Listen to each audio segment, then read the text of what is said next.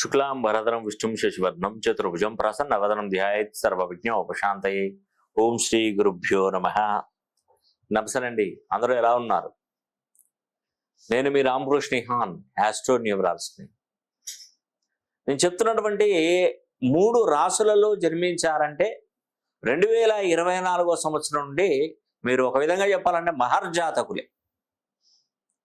2024 సంవత్సరానికి ఒక అద్భుతమైనటువంటి పవర్ ఉందండి. అది శనీశ్వరుని ఆధీనంలో నడుస్తున్నటువంటి సంవత్సరం ఇది. ఈ సంవత్సరానికి శనీశ్వరుడే అధిపతిగా ఉంటాడు. గుర్తుపెట్టుకోండి, 2024 మొత్తం గుర్తు ఎంత వస్తుంది? నంబరు 8వ నంబర్ వస్తుంది. శనీశ్వరుడు 2024 స్వస్తి స్త్రీ క్రోధి నామ సంవత్సరం చూసుకోండి. మంత్రిగా, సైన్యాధిపతిగా, ఆర్గాధిపతిగా, మేఘాధిపతిగా ఈ 4 కీలకమైనటువంటి పదవులు తీసుకున్నటువంటి వాడు ఎవరంటే శనీశ్వరుడే. అందుకే ఈ సంవత్సరం 2024 మొత్తం కూడా ధర్మం 4 పాదాల మీద నడుస్తుందండి. ఈ 2020 అంటే మంచి జరుగుతుంది. సామాన్యుడు కూడా చక్కగా బ్రతికే టైం అనేది వస్తుంది. ఎప్పుడైనా కూడా గుర్తుపెట్టుకోండి, అవినీతి చేసినటువంటి వారు ఎవరైనా కూడా ఇక్కడ దొరికిపోతారు. చాలా వరకు మార్పులు చేర్పులు జరగబోతున్నాయి ఈ 2024 సంవత్సరం.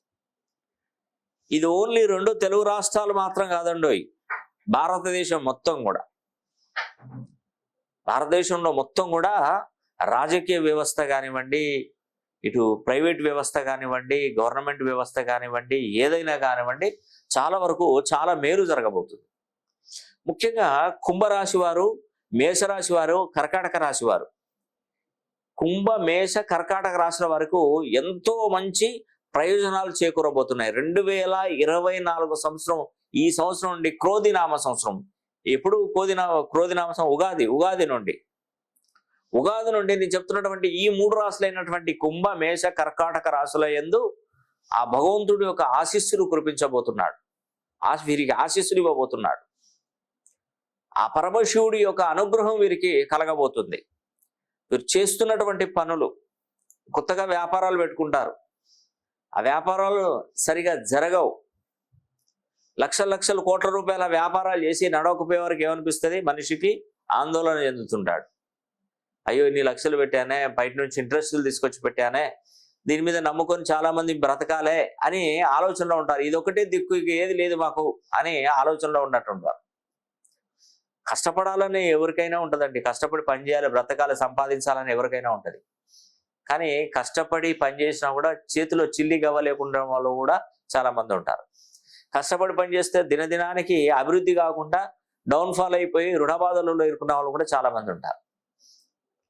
మనం అనుకుంటాం కష్టపడినా కూడా, మనం అనుభవం ఉన్నా కూడా, కష్టపడినా కూడా ఏమైతే లాభం వస్తుంది కావచ్చు అని మన ఉద్దేశంతో, అంటే దీనికి ఈ వస్తువుని ఎక్కడ కొనాలి, ఎక్కడ అమ్మాలి, ఎంత లాభం తీసుకోవాలని మనకు అనుభవం ఉన్నా, దీని మీద 10 ఏళ్ళు 20 ఏళ్ళు పనిచేసినా కూడా ఏం ఉపయోగం ఉండదండి. ఒక అతనికి షాపింగ్ మాల్లో చేశాడు. ఒక అతను ఏది మన బట్టల కొట్టు, పెద్ద షాపింగ్ కాంప్లెక్స్ లో చేశాడు. పెద్ద వస్త్ర ప్రపంచం అది. అతను ఏంటంటే అన్ని తెలుసుకున్నాడు. ఇది ఎక్కడి నుండి ఎక్స్పోర్ట్ అవుతుంది, ఎవరి దగ్గర నుండి కొనాలి, ఎంత మార్జిన్ తీసుకోవాలి, ఇవన్నీ అతను తెలుసుకున్నాడు. తెలుసుకుని ఏం చేశాడంటే షాప్ పెట్టుకున్నాడు.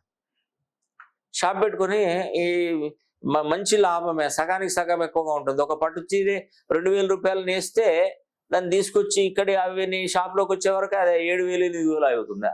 ఇంత లాభమా? సరే, మనం 2000 కాదు 3000 అమ్మితే పోయేది ఉన్నది అని ఆలోచించుకున్నాడు అతను.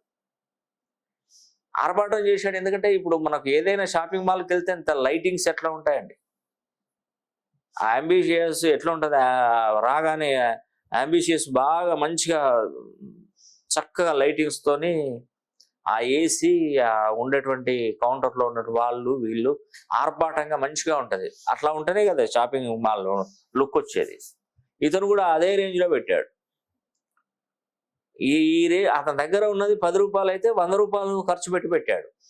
వస్తుంది కావచ్చు అనుకొని అది పెట్టిన కాంచెల్లి దానిలో ఉన్నటువంటి వర్కర్లకు జీతాలు ఇవ్వలేక, కరెంటు బిల్లు కట్టలేక, ఈ వచ్చినటువంటి సరుకు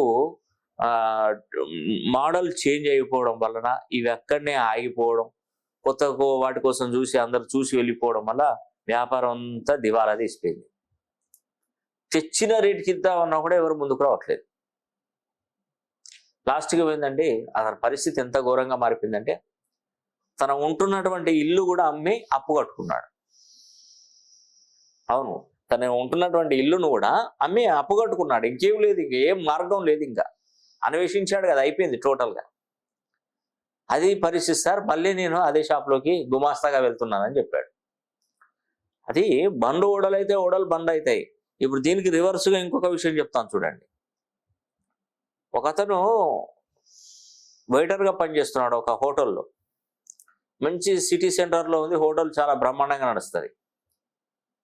వాళ్ళ కొడుకు చేసిన అప్పులు తండ్రి మీద పడిపోతే అర్జెంటుగా అతనికి డబ్బులు కట్టాలంటే ఈ హోటల్ను అమ్మేశాడు. అతను అమ్మేసే ముందు దానిలో ఉన్నటువంటి వెయిటర్, నా పిల్లవాడు నా దగ్గర కరెక్షన్ తీసుకున్నాడు.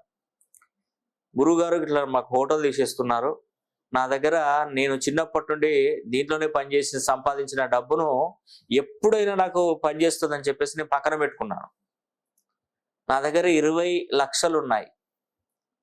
ఈ హోటల్ అతను 50 లక్షలు అడుగుతున్నాడు, ఇంకా 30 లక్షలు కావాలి. 30 లక్షలు నేను బయట నుండి తీసుకొచ్చుకొని నేను ఈ హోటల్ను నేను తీసుకోవాలంటే నేను తాళపత్ర గ్రంథాలు ఉంటాయి మన దగ్గర, తాళపత్రాలు. ఈ తాళపత్ర గ్రంథాల నుండి చూసి జాతకాన్ని మొత్తం పరీక్ష చేసి ఒక్క క్షణం కూడా నువ్వు ఆలస్యం చేయకు, ఇమీడియట్లీగా నువ్వు ఆ షాప్ను తీసుకో, ఇంకా అదే ఆ హోటల్ను తీసేసుకో. ఒక్క క్షణం కూడా ఆలోచించకు. నీ దగ్గర నేను 20 లక్షలు ఇచ్చేసి వాటంతట అవే డబ్బులు వస్తాయి, మీ ఓనర్కు మాత్రం ఒక 6 months టైం పెట్టామని చెప్పాను.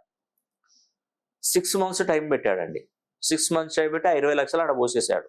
ఆ 20 లక్షలతో నా పిల్లవాడికి అప్పుడు కట్టుకున్నాడు. అప్పుగా ఆయన ఉన్నాడు. ఇతనికి తెలుసు ఎక్కడ ఎట్లా ఏంది బిజినెస్ ఎట్లా చేయాలి, ఏం చేయాలి ఏంది అనేది కూడా తెలుసుకున్నాడు. ఇతన్ని తెలివితేటలు ఇంకా మార్పు చెంది ఇప్పుడు అతనికి ఒకలా పనిచేస్తాయి. ఇప్పుడు ఒక బిజినెస్ ఉంది, మీరు బిజినెస్ చేస్తే 10 రూపాయలు సంపాదిస్తారు, నాకు కలిసి వచ్చే బిజినెస్ నేను చేస్తే నువ్వు 10 రూపాయలు సంపాదిస్తే 100 రూపాయలు సంపాదిస్తా. అంతేనండి తేడా. అదే మరి బిజినెస్కి ఉన్నటువంటి పవర్ అదే. మీరు అనుకుంటారు ఇదే బిజినెస్ సంపాదించేటోడు ఒకడు 100 రూపాయలు సంపాదిస్తే 1000 రూపాయలు ఎట్లా సంపాదిస్తాడు సార్? అదే బిజినెస్ అదే హోటల్లో అక్కడే ఉండి ఎలా సంపాదించాలి? అదేనండి దాని యొక్క ప్రత్యేకత. అదే ఒక నంబరు మీకు బ్యాడ్ కావచ్చు, ఆ నంబర్ నాకు మంచి చేయవచ్చు. మీరు ఒక కూరను ఇష్టంగా తినచ్చు, అదే కూరను నేను అయిష్టంగా తింటాను.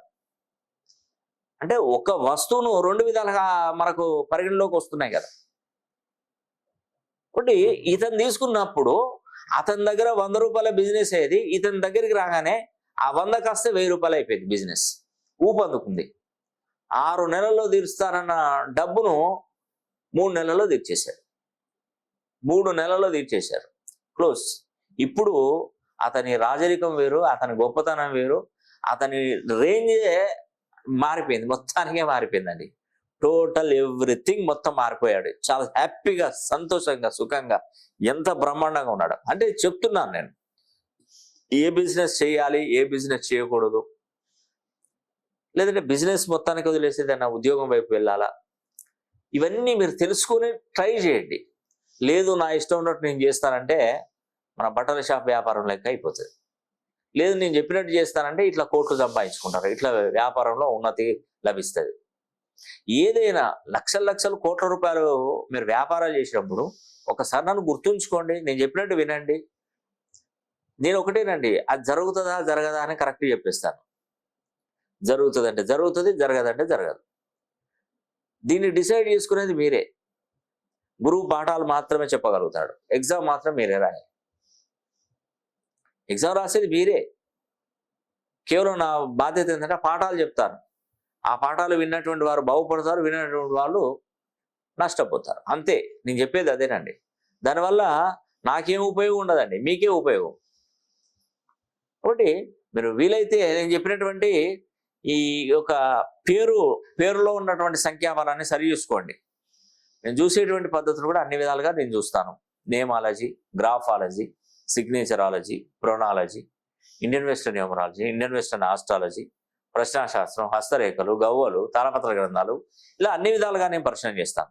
కాబట్టి నేను చెప్తున్నటువంటి 3 రాశులలో జన్మించారంటే 2024 నుండి మీరు నిజంగా మహర్జాతకులే. ఆ రాశులలో మీ రాశి ఉండాలని చూసుకోండి. కుంభ, మేష, కర్కాటక రాశులలో జన్మించిన వారు మహర్జాతకులుగా వెలుగొందే అవకాశాలు ఎక్కువగా ఉన్నాయి. ఈ వీడియో కనుక మీకు నచ్చినట్లయితే లైక్ చేయండి, షేర్ చేయండి, కామెంట్ చేయండి. సర్వే జన సుఖినో భవంతు.